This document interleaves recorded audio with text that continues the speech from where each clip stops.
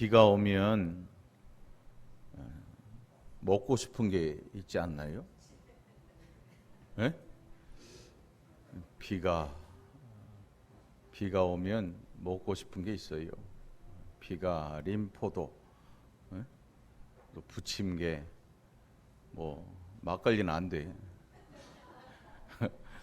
머릿속에 여기 보니까 막걸리, 뭐 부침개 한 장, 표정들이 달라져. 좋아가지고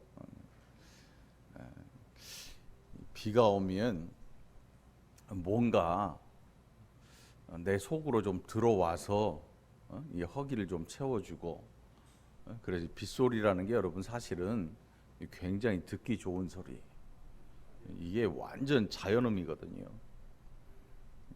핸드폰 소리는 디지털 음이어서 이걸 계속 듣고 있으면 이게 얼마나 피곤한지 몰라요.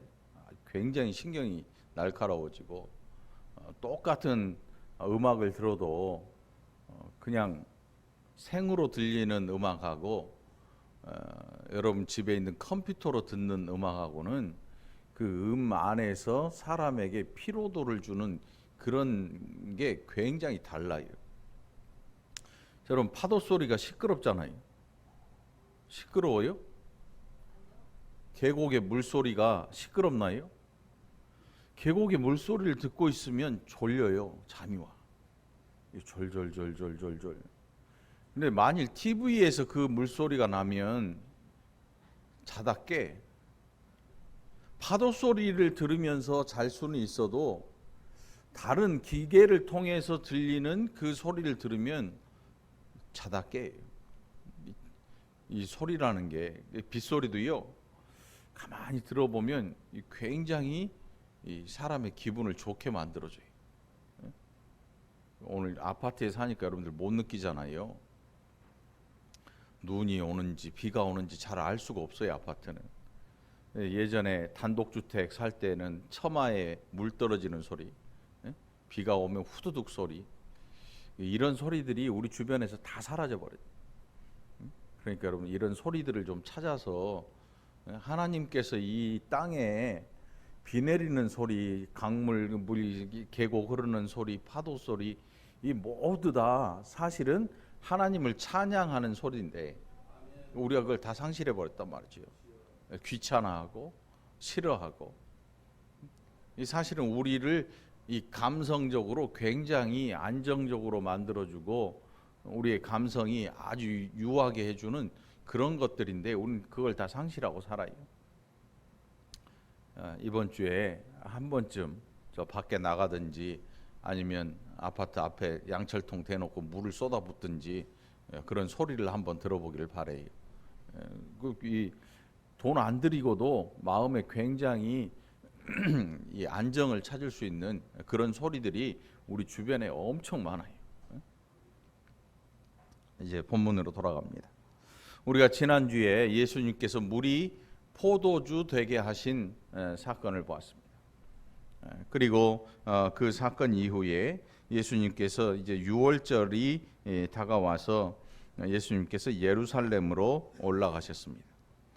근데 이 사도 요한이 요한복음을 기록하면서 여러분 이 부분 보면 13절 보면 그냥 유월절이 가까운지라 그렇게 기록하지 않고 유대인의 유월절이라고 기록을 했어요. 유대인의 유월절. 왜냐하면 이 지금 사도 요한이 성경을 기록할 이때는 이미 요한은 유대교의 사람이 아니라 예수님의 사람이 되었기.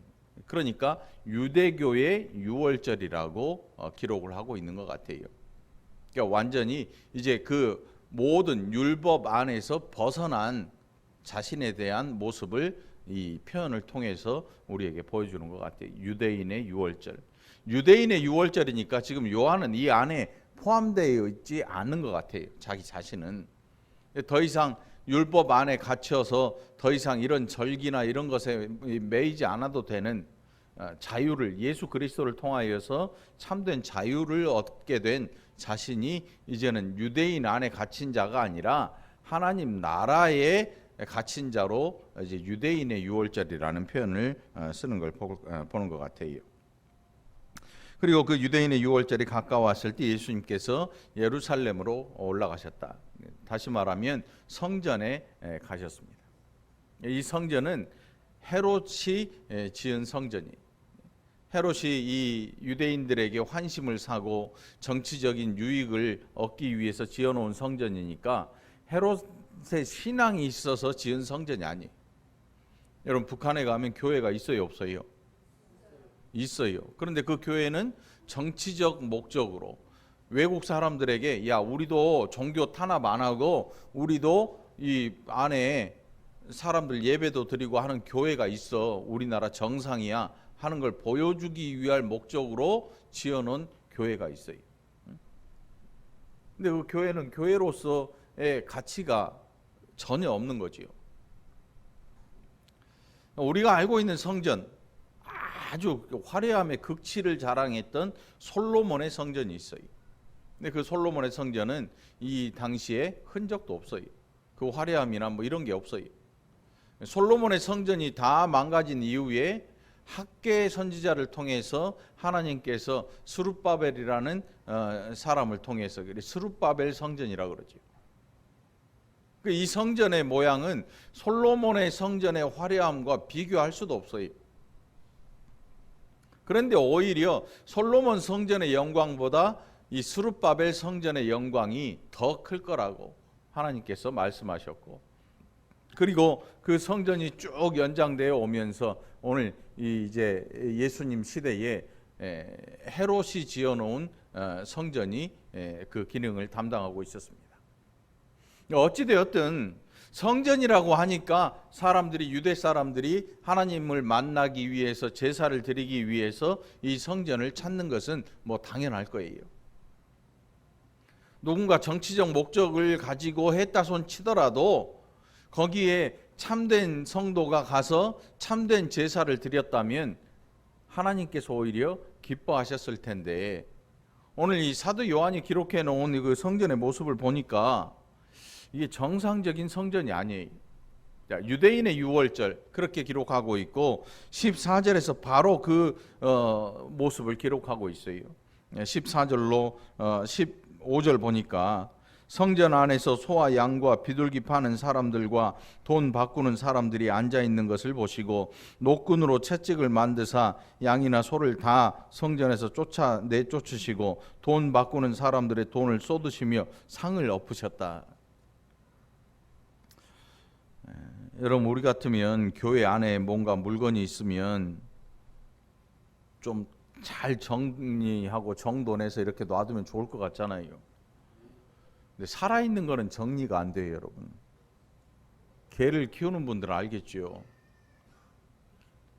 개도 뭐 훈련시키면 응가도 다른 데다가 뭐 깔아놓은 데다 하고 쉬도 하는데, 제가 얼마 전에 앵무새 한 마리 키웠잖아요. 근데 앵무새가 이 사람을 아주 짜증나게 하더라고. 사람은 밥을 먹으면 안 흘리고 이렇게 먹잖아요. 애기들은 흘려면 닦으면 되는데, 이놈 새가 모이를 쪼아 먹는데 온 사방으로 다 튀어. 막 이 모이가 여기도 있고 저기도 있고. 치우기 싫은데. 근데 이 살아있는 게 원래 그런 거예요. 살아있으니까. 에? 그러니까 그걸 집 안에서 키우니까 무리가 가는 거지. 스트레스가 생기고. 근데 더 큰 문제가 뭐냐면, 성전 안에 사람들이 가서 봤는데 뭐가 있냐면 소가 있어. 응? 막 여러분, 소가 옆으로 이렇게 넘어가면 뭐예요? 소가 넘어간 거지. 성전 안에 갔는데 소가 있어. 소뿐만 아니라 양도 있고, 가만히 보니까 제사를 제물로 드리기에 필요한 모든 것들이 이 지금 성전 마당에 다 구비되어 있는 거예요. 여러분, 이 장날이라고 하는데 가보셨나요?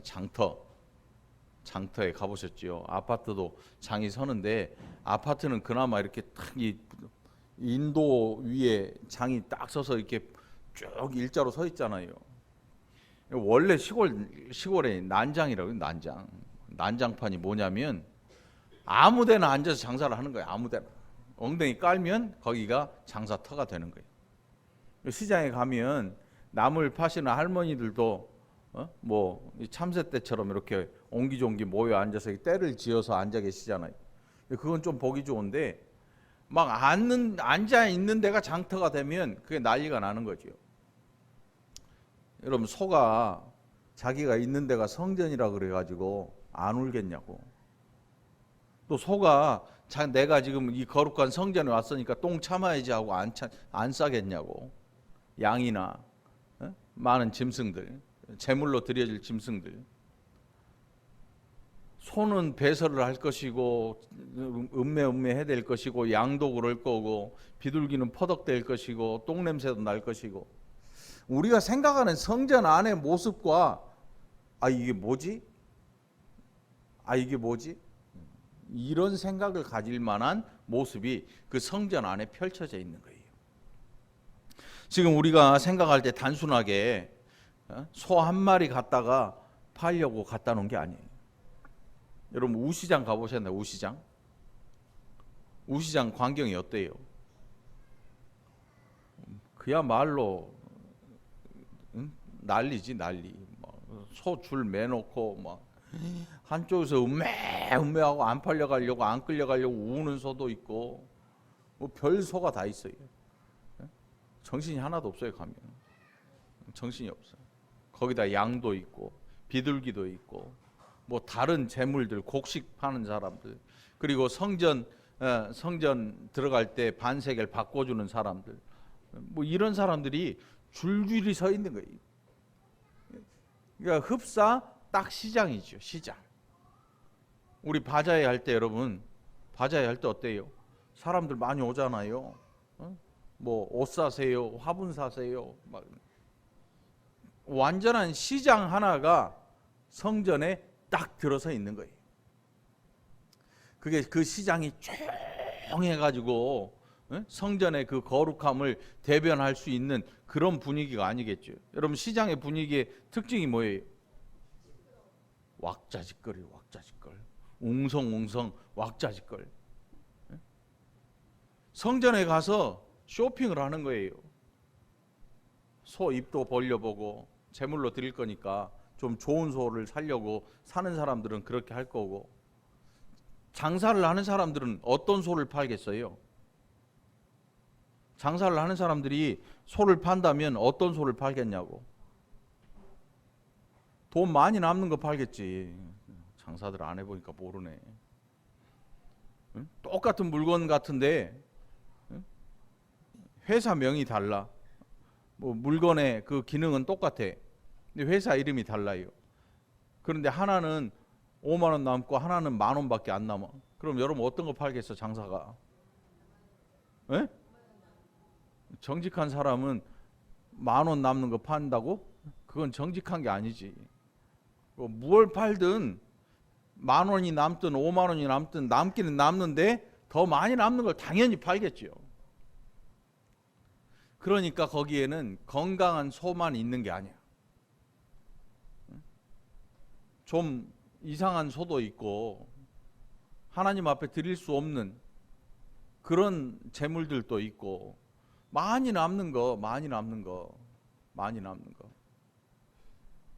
제가 보니까 저 목동에 가면 그 수입 상가가 있더라고. 엄청 커요. 거기 있는 물건이 전국으로 다 가서 팔리는 거야. 다 중국산이야. 사람만 국산이고 다 중국산이더라고. 거기 뭐 애들 장난감부터 시작해서 없는 게 없어. 이렇게 차 타고 이렇게 가다 보니까 별별 게 다 있어. 엄청 싸. 그런데 한 개씩 안 팔아. 한 뭐 500개, 1000개씩 사야 싸게 줘. 그러니까 밖에서 시중에서 5,000원 파는 건데 거기서는 800원, 900원에 뭐 막 1000개씩 사가더라고. 그렇게 많이 남기기 위해서, 여러분, 성전 안에 있는 사람들이 지금 거룩한 일에 내가 참여하니까 뭐 안 남아도 돼, 이런 마음을 갖고 장사하는 게 아니고, 이미 이곳은 그야말로 마케팅이 활발히 진행되고 있고 응? 경제적인 이익이 활발히 추구되고 있는 시장이에요. 시장. 이미 시장이에요. 그러니까 그냥 거기는 시장에 불과한 거예요. 오죽했으면 예수님께서 그 모든 걸 다 둘러 엎으셨어요. 소를 내쫓고 양도 다 내쫓고. 이게 소가 한두 마리 있어서 그런 게 아니고 완전히 시장통이 된 거죠. 성전의 모습을 찾아볼 수도 없는. 그래서 요한이 기록하면서 유대인의 유월절이 가까웠다 하면서 이 시장의 모습을 기록하고 예수님께서 이 시장을 다 몰아내신 이 사건을 기록한 이유가 뭘까요? 가장 중요하게 생각하는 걸 보여주는 거예요. 가장 중요하게 생각하는 걸 보여주는 거야. 유대인의 유월절, 그리고 그 성전 안에 있는 자들에게 가장 중요한 게 뭐냐면 유월절은 그들에게 대목인 거죠. 대목. 추석 언제?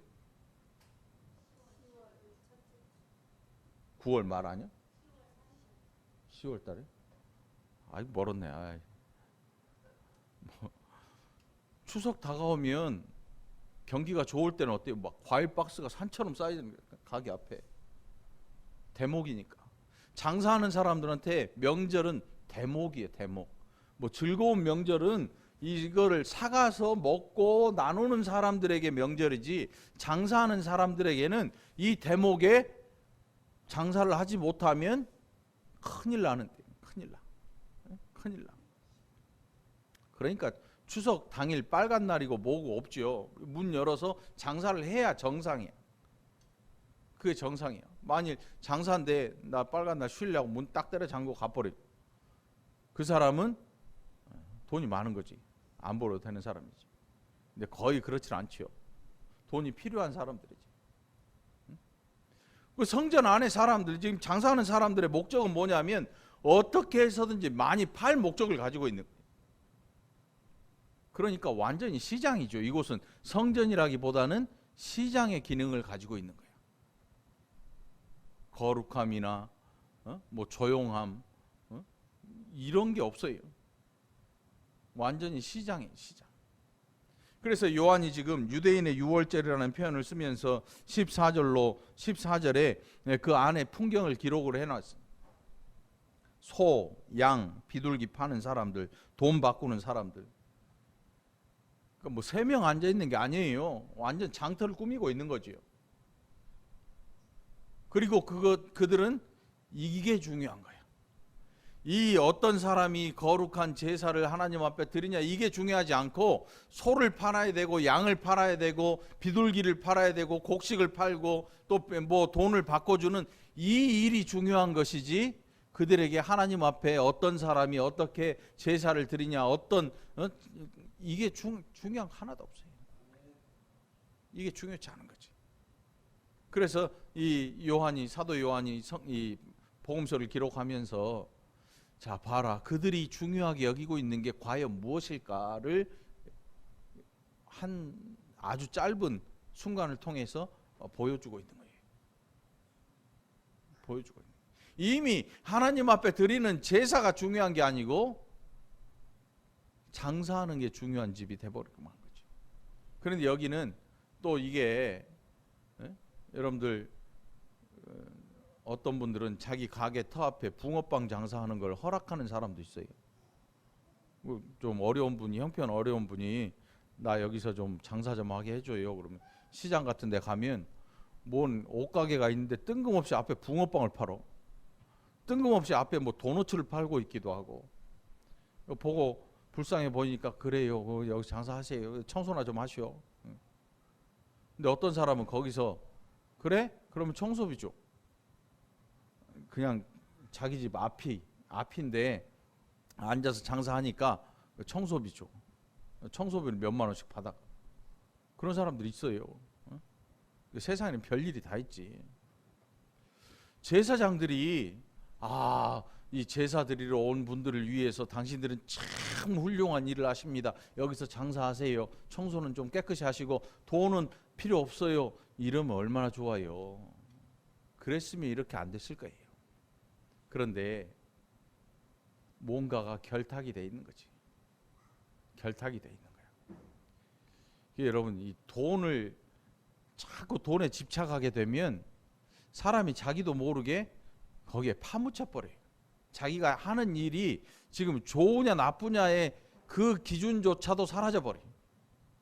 그러니까 뇌물이나 이런 걸 한두 번 받다 보면 아주 푹 빠져버리는 거지. 그게 나쁜 건지도 모르고, 그래서 뭐라고 하냐면 관행이라고 그래. 뭐 다 그런 걸 뭐 나만 그래? 다 그러잖아. 이렇게 돼버리는 거예요. 그게 사실은 굉장히 나쁜 일임에도 불구하고, 근데 요즘 이제 점점 시대가 바뀌면서 그것들이 없어지고 있기는 하지만, 아무튼 정말 정신없는 세상, 누가 봐도 성전이 아니라 시장인 그 자리를 예수님께서 다 몰아내시고 다 엎어버리시고 나가라고 말씀하세요. 여러분, 이런 일을 할 수 있는 사람 누구일까요? 누가 이런 일을 할 수 있어요? 그 집의 주인이 아니면 할 수 없어요. 그 집의 주인이 아닌 제사장들이 지금 이 일을 허락해 줬단 말이에요. 대제사장의 무리들이겠지요. 높은 기관의 장으로 퇴직하면 사업장, 큰 기업체나 이런 데서 모셔가잖아요. 그 사람들 이용해서 영업하려고, 아니면 법적인 뭔가를 하려고 모셔가기 경쟁이 붙어요. 이사 명함도 주고 막 대표이사도 시켜주고 연봉도 막 수억 주고 막 모셔간단 말이에요. 대제사장 출신들, 대제사장을 한번 지낸 사람들, 그 사람들이 모여서 대제사장들의 무리가 있어요. 그 당시 사회에 굉장한 영향력을 가진 사람들이죠. 그 사람들이 이런 것들과 관련이 있겠죠. 그걸 엎어버리셨어요. 그러니까 제사장은 그 성전의 주인이 아니잖아요. 그 성전의 주인은 원래 누구예요? 하나님이시죠. 교회의 주인은 원래 누구예요? 건물의 주인은?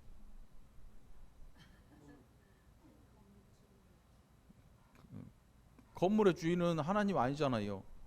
명의가 다르잖아. 근데 교회의 주인은 하나님이에요.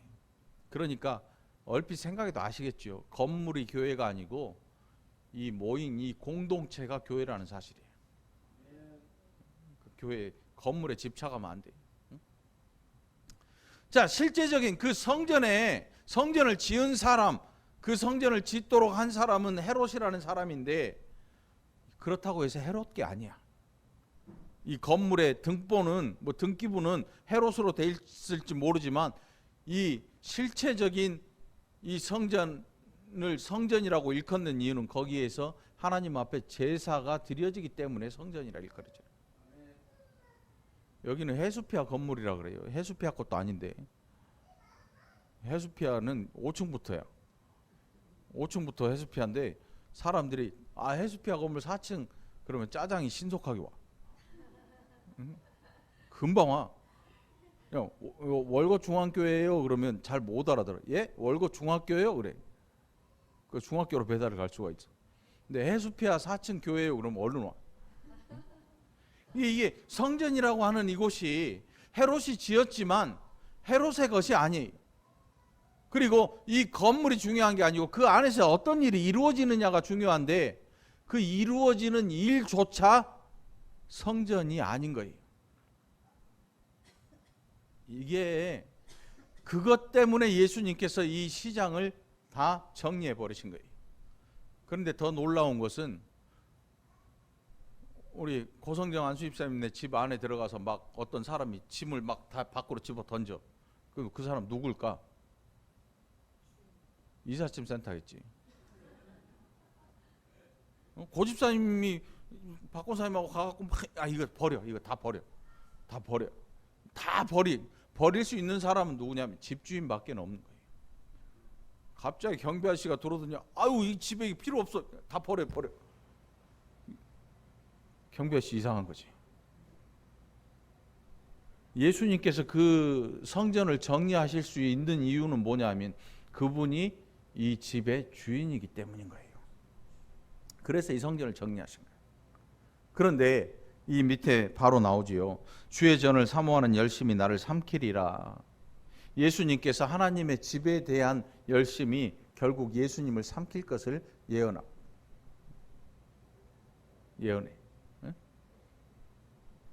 여러분, 그러니까 교회라고 하는 곳이 여전도에 뭐 바자회하고 뭐 참기름병 장사하고 이런 정도가 아니야. 이런 거는 정말 귀여운 거지. 대놓고 하는 거야. 대놓고 완전히 세속화돼 버린 거예요. 이 시장이, 이 장터가. 여전도에 막 나중에 사업장이 커져가지고 막 카드기 들여오고 막 뭐 부가세를 내내 안 내는 뭐 이런 거 하면 안 되지. 이 정도는. 권사님들이 정말 땀 흘려 수고하고 이 값으로 환산할 수 없는데 식혜 뭐 3병에 10,000원, 이 턱도 없는 값이에요, 여러분. 식혜 3병에 10,000원인가? 만드는 거 한번 봐봐요. 인건비 포함하면 3병에 5만 원을 받아도 현찮을 정도예요. 온갖 정성은 다 들이고 세상에서 제일 안전하고 깨끗하게 만드는데 그걸 만들어 놓고 다른 공장에서 만든 식혜하고 가격 비교를 해가지고 싸게 준단 말이에요. 이 정도면 정말 귀엽고 이쁜 거지.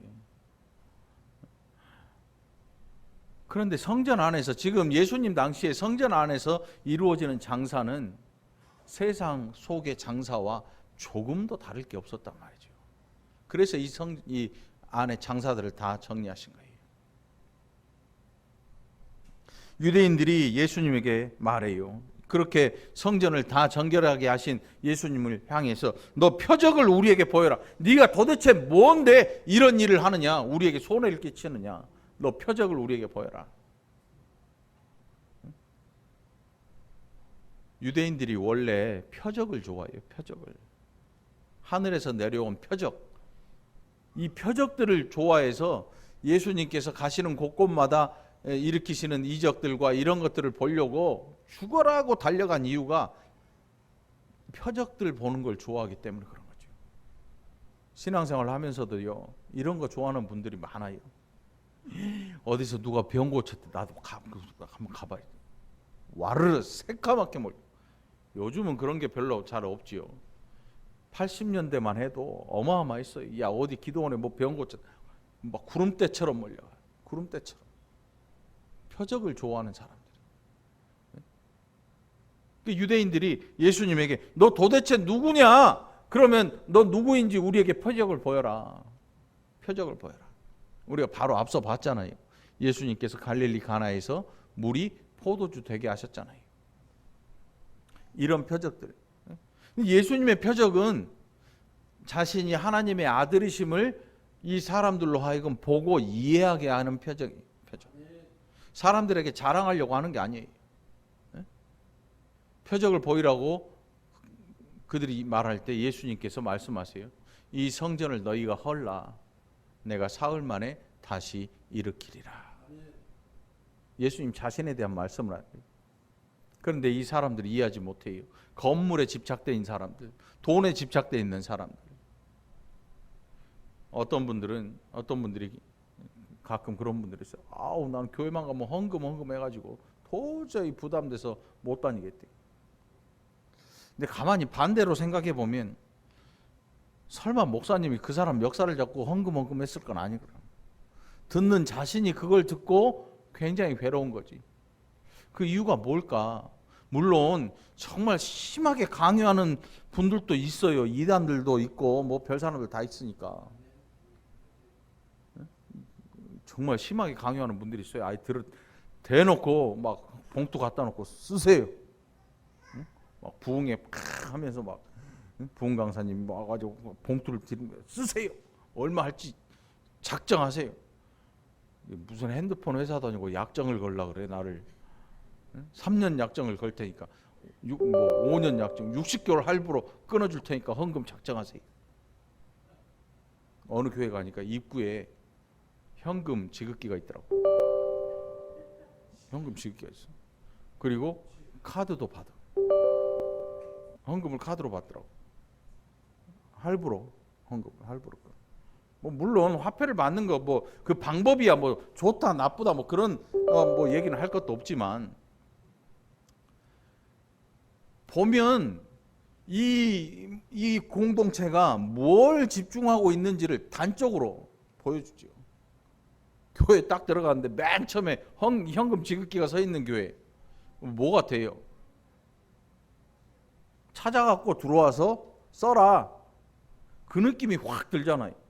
차라리 안 보이는 어디 구석에 놔두면 오신 분들이 깜빡하고 나 헌금을 안 갖고 왔네. 은행도 없고 아 여긴데 하고 조용히 가서 찾을 텐데 큰 출입문 바로 옆에 딱 보이게 무슨 그 옛날 영화관에 가면 기도라고 있죠. 기도 이렇게 딱 이렇게 깍두기 아저씨잖아요. 딱 끼고 문신 이렇게 딱 하고 이렇게 들어가면 미성년자 딱 들어가면 야 가. 뭐 그런 사람이 지켜오고 서 있는 것처럼 현금 지키기가 입구를 딱 지키고 있는 것 같아요. 목적이 그 공동체의 목적이 가장 먼저 보여지는 거예요. 뭘 원하고 있는지를 단적으로 보여주는 거예요. 이 사람이라고 하는 거예요. 말이 얼마나 중요한지 이야기를 나눠보면 그 사람이 가지고 있는 목적이 말 몇 마디면 튀어나와 버려요. 그래서 신앙생활 하는 사람들이 언행 심사가 정말 고와야 되고 주의해야 되는 이유가 여기 있어요. 다단계 하는 분들, 다단계로 누군가 사람을 잡으려고 하는 분들의 특징은 와서 안 물어봤는데 뭐 물건에 대한 이야기를 계속해요. 정수기가 보이면 최정수기 말고 그냥 정수기 정수기가 보이면 이 정수기 좋으네. 근데 나 더 좋은 거 알아. 있어. 이 대화를 항상 그쪽으로 몰고 가요. 왜냐하면 지금 나는 네가 좋아 만나러 온 게 아니고 정수기 팔러 온 거야. 응? 나는 당신이 좋아서 온 게 아니고 내가 가진 뭔가를 팔러 오고 너는 내 밑으로 들어와서 나를 다이아몬드로 만들어줘야 돼. 이런 목적을 가지고 있으니까 대화하는 내용을 가만히 들어보면 목적을 가진 거에 금방 드러나 버리죠. 금방 드러나 버려요. 그러니까 건물이라고 하는 게 사실은 굉장히 중요한 특성을 갖고 있어요. 식당에 딱 들어갈 때 가장 먼저 보이는 게 뭐예요? 식당에 들어갈 때 가장 먼저 보이는 게 그 메뉴판. 냉면집 가면 비빔냉면 얼마, 뭐 값 안 써줘도 비빔냉면, 열무냉면, 뭐 물냉면. 냉면집에는 냉면 먹으러 들어가는 거잖아요. 근데 들어가는데 메뉴판 상관없는 사람은 둘 중에 하나야. 거지든지 아니면 납품업자든지. 교회에 딱 들어가는데, 성전에 딱 들어가는데 시장이 딱 보여. 거기에 목적이, 그 공동체의 목적이 바로 드러나잖아요. 유대인의 유월절이 가까워 왔는데 사람들이 유월절을 예비하고 성전으로 몰려들기 시작하는데 딱 들어가는데 시장이 눈앞에 딱 펼쳐져 있는 거지. 그 목적이 바로 드러나는 거예요. 그러니까 우리의 입이라고 하는 게 우리의 삶의 목적을 바로 보여주는 거예요. 입만 열면 돈 이야기가 튀어나오고 입만 열면 세상적인 게 튀어나오는 분들은 세상적인 목적을 가지고 신앙생활도 그처럼 하고 살아갈 수밖에 없는 거지. 그러니까 여러분, 우리의 마음이 성령으로 변화되어서 우리의 입을 열면 은혜로운 말을 내놓기 위해서 정말 열심히 기도하고 준비하는 우리가 돼야 될 줄입니다. 이게 굉장히 중요한 일입니다, 여러분. 중요한 사건이에요. 입구에 가면 목적이 보이죠. 입구에 가면.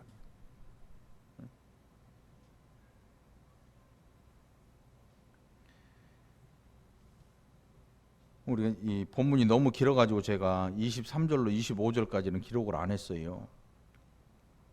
거기 보면 6월절에 예수께서 예루살렘에 계시니 많은 사람이 그의 행하시는 표적을 보고 그의 이름을 믿었으나 예수는 그의 몸을 그들에게 의탁하지 아니하셨으니 이는 친히 모든 사람을 아심이요.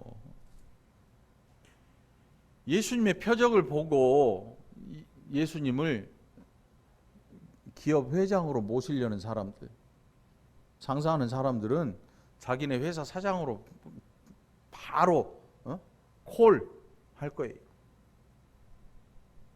그런데 예수님은 그렇게 하지를 않으세요.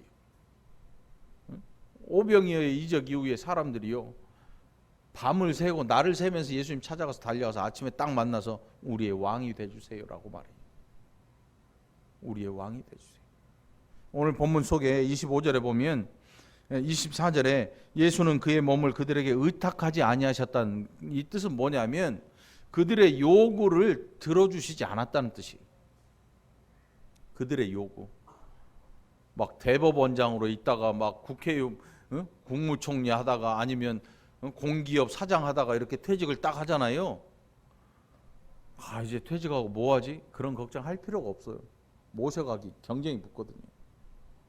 근데 교회 장로님 하던 분들은 교회 장로님 하다 은퇴하면 안 모셔가나? 모셔가는 데 있어요. 다단계. 좋아하지 장로님들. 모셔가요. 그래갖고 약 끼고 이제 딱 교회 다니지. 이 교회 저 교회. 그런 분들 사실이 진짜 있어요. 하면 안 돼. 절대 하면 안 돼. 나쁜 짓이야. 예수님 그 어마어마한 표적들 일어나잖아요. 표적들이 일어나. 제가 늘 얘기하잖아요. 제가 여기 있던 죽어가는 한 분 안수해가지고 벌떡 일어나 버리면 그 다음 주부터 저 본다고 못 본다고? 예? 못 봐요. 제가 여러분들을 안 보는 게 아니고 나를 누군가 데리고 가요. 그 다음부터 저 이제 막 하면 이제 신문 국민일보 일면에 대한민국의 최고의 부흥 강사 뭐 김영성 목사 이름도 바꿀 줄 몰라. 이름도 라파 김 해가지고 막 만지면 일어난다, 고쳐진다, 막 이래 해가지고 여러분 오늘 아침 저랑 악수하신 분들 영광인지 알아야 돼. 못 봐. 천만의 말씀 볼 것 같아? 우리 예수님 어때요? 수많은 표적들을 일으키셨지만 그 목적을 분명히 가지고 계신 거예요. 내가 하나님 아버지의 보내신 자, 구원자로 메시아로 이 땅에 온 그리스도가 메시아란 뜻이야. 그 목적을 아시기 때문에 그들에게 몸을 의탁지 않으셨다. 그리고 가장 중요한 말씀이 25절에 보면 그가 친히 사람의 속에 있는 것을 아셨습니다. 저는 이 부분이 예수님 당시에 예수님 이렇게 따라다니면서 예수님에게 컴온 대환영 우리의 왕이 되주세요 했던 사람들이 나중에 예수님 십자가에 못 박으라고 소리 지르던 군중으로 변해요. 예수님 그들의 사람을 친히 아셨다. 제가 목회를 하면서 제일 가슴 아픈 게 그거예요. 이게 관계가 좋을 때는 목회자하고 성도님 관계가 좋을 때는 참 좋은데 세상 사람들은 안 그래. 세상 사람들은요, 야 너 왜 그래? 막 머리끄댕이 잡고 싸우든지 막 주먹질 하든지 씩씩대고 야 그 옆에 친구가 야 둘이 화해 이리 와 내가 한잔 살게 화해. 밑에 쪼끼 가가지고 한잔 들이면서 소리에 야 미안해 알았어 내가 그리고 사과하고 그 다음날 또 같이 놀아. 뭐 또 싸울 일이 생기긴 해. 근데 그렇게 또 풀어가. 정말 가슴 아픈 건 뭐냐면 교회 사람들은요 한번 이게 삐그덕하면 원수처럼 돼버리는 것 같아요. 근데 원수 아니잖아요. 다른 교회 갈 수도 있고. 근데 이 관계가 참 애매한 것 같아.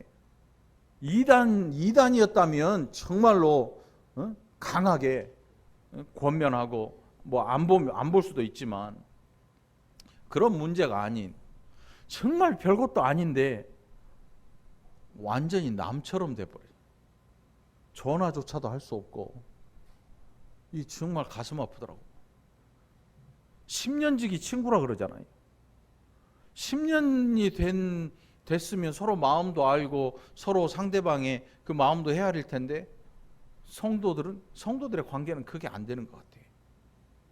제가 목회하면서 이 생각을 잘못한 건지 저는 그런 마음으로 사람을 이 성도들을 대하는데 물론 그분이 잘못한 건 아니겠죠. 잘못했다는 건 아니고. 그러니까 왜 이렇게 어긋나는 관계가 되는지 아마 예수님께서도 그걸 그걸 사람을 친히 아셨다는 뜻은 사람 의지하지 말라는 뜻이에요. 우리도 여러분 옆 사람 얼굴 한번 봐보세요. 너 의지 않겠어. 뭐 이런 마음 갖지 말고 우리 교회에 나온 목적이 뭐예요? 예수 믿고 변화된 우리 아닙니까? 하나님의 자녀된 거잖아요. 하나님 믿잖아요. 예수님 믿잖아요. 사람 의지하지 마요. 사람 의지하면 실망해. 사람 철석같이 믿으면 이거 실망하게 돼 있어요. 실망하게 돼 있어.